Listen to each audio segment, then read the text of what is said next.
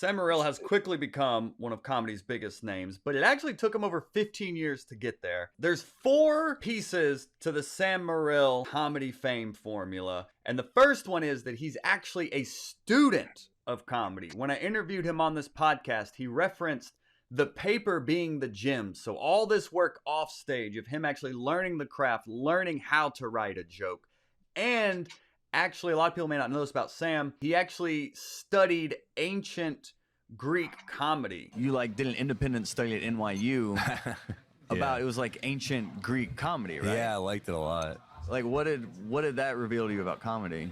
That it's the same themes going back 4000 BC. They've always been fart jokes. There's always been dick jokes. People think it's going to be so unique, but it's like, no, we're all none of us are that unique. We all have, there's 8 different types of people.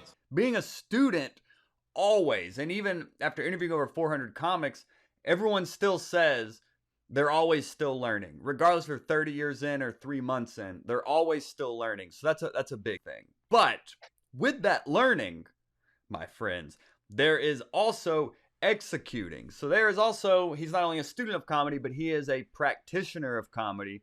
His early hustle was barking for stage time, which is basically trying to hand out flyers so people come into a venue so that you can then perform as well. He tells a story on the podcast about getting spit on while on stage.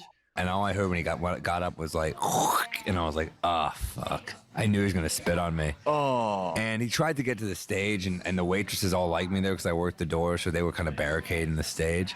And I just heard, and it just right on my shirt, you know? And terrible people have the best aim, you know? But it all comes from being on stage a lot, grinding it out. Sam has been doing comedy over 15 years now, but he didn't get his first late night set until 8.5 years in. So he did a lot of grinding to get to that point. So I think a lot of comics, don't forget, you've got to get on stage. You're doing all this learning, but you got to get on stage as well. The third ingredient of this formula, collaborations. Last week we talked about the impact Bill Burr has had on comedy, as well as other comedians all the way back to Rodney Dangerfield in the 80s putting on young comics. But also think about the collaborations you can do with your fellow comedians. You know, Sam has a podcast with Mark Norman. He had a podcast with Taylor Tomlinson, and they shot skits together. Amy Schumer actually produced Sam's first comedy special. So that's another example of a comedian helping a comedian, which is what we're all about here. So the fourth ingredient, we have that he's a student of comedy, he's a practitioner of comedy, he's a collaborator, but he's also a doer. He's a doer in the sense that he is self-producing his own projects. You know, he self-produced his own special on his own YouTube channel. He self-produced a documentary as well that's on his own YouTube channel. He's releasing content all the time. He is not just getting complacent with, oh, wait for this opportunity or X. He's out there creating it and helping others do the same. That special was so groundbreaking that he actually ended up on David Letterman's new Netflix show, getting asked by David Letterman about that comedy special. And it all came from him doing. And when you see someone at his level, the amount of content he's putting out based on his experience level as well, but also something we referenced last week, that Bill Burr found Steph Tolev on social media. He saw a clip of her and then ended up putting her on a couple of these showcases that he's done. But fun fact about Sam Morril, he actually got his role in Joker because the director Todd Phillips saw a clip of him.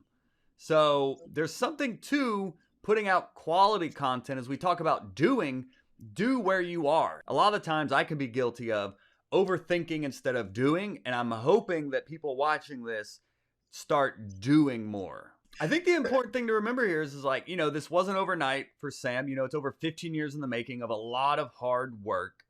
And the big thing is just the power is in your hands, and I recently heard a podcast called Hidden Brain, and they're talking about humor, and they said a laugh is it's like meditating, exercising, and having sex all at once. So the power of laughter is very compelling and very important. So don't take your comedy for granted, but really work at it, treat it as precious as it is, and do. And by just doing it, That also means share this video. If you enjoyed this video, share it on Reddit, Facebook, social media, so we can help get Sam's story out there and start finding that next great comedian.